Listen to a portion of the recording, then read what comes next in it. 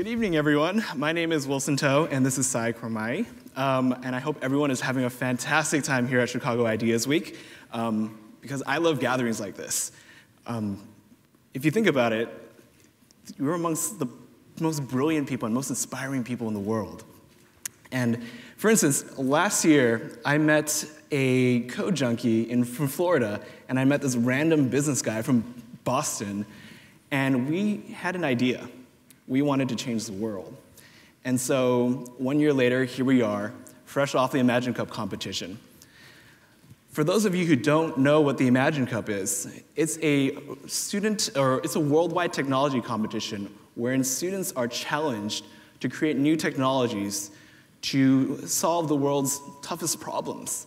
It's a competition where we think big along the lines of how do we reduce malaria, or how do we create new platforms for universal education? How do we save lives? And so that's exactly what we wanted to do. Students change the world. What we noticed was that worldwide, nearly 7.6 million children under the age of 5 die each year. Much of that is actually preventable. Just looking at the sheer numbers themselves, children under the age of 5 born in developing countries are 13 times more likely to die. And in some regions, what's surprising is malaria actually accounts for 90% of those deaths.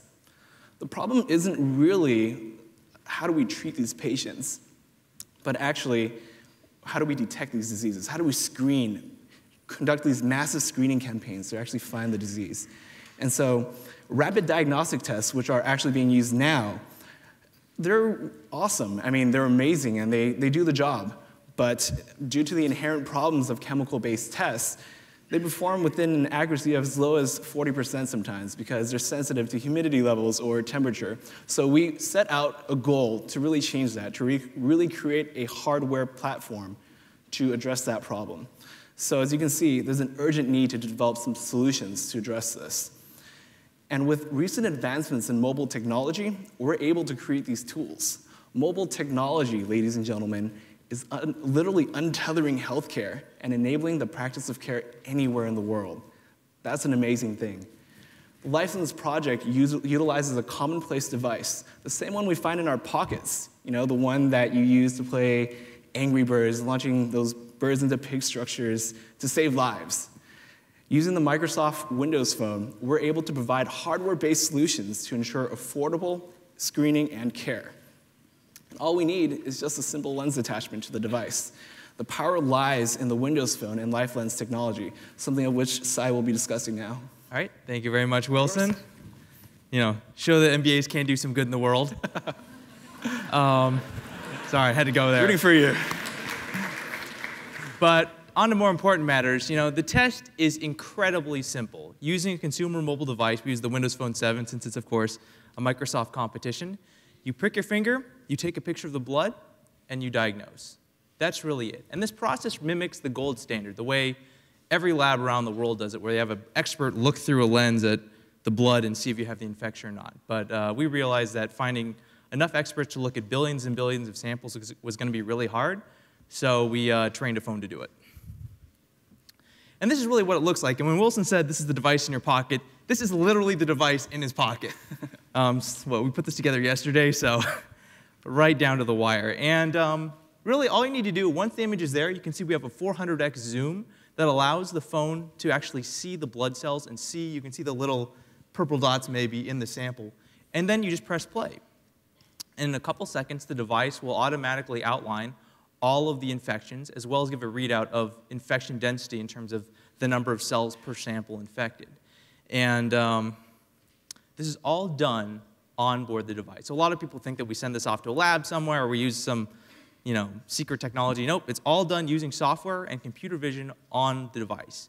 So we can do it without a data connection. Very important whenever you're doing work in, say, Africa or India. Is this switch? There we go. However, if you do have a data connection, we automatically upload the data to Bing Maps. We're able to do real-time tracking of outbreaks. Not only can this be an incredible help to coordinating aid efforts or prevention, which are some of the biggest keys to limiting fatalities from malaria, but also it'll provide a valuable database of long-term data we can use to do predictive analysis in the scientific community, which doesn't exist with the disposable chemical tests that are used and thrown away. Right now, our solution is in lab testing, and we're getting about a 94.4% accuracy rate. This presents an incredible opportunity to provide a much lower cost, much more accurate solution than the status quo. The real potential for this is to save the kind of malaria treatment industry $700 million a year. And in this business, that means saving lives. And while malaria is our focus, this device really has an amazing amount of potential to become a broad medical diagnostic platform for things like anemia, for things like cell blood counts or sickle cell. It's amazing what we can find out by looking at one drop of blood with one device. And it's infinitely scalable since we can run any number of tests we want for exactly the same price. Our goal is with just one drop of blood to provide access to medical diagnostics for every human being on the planet.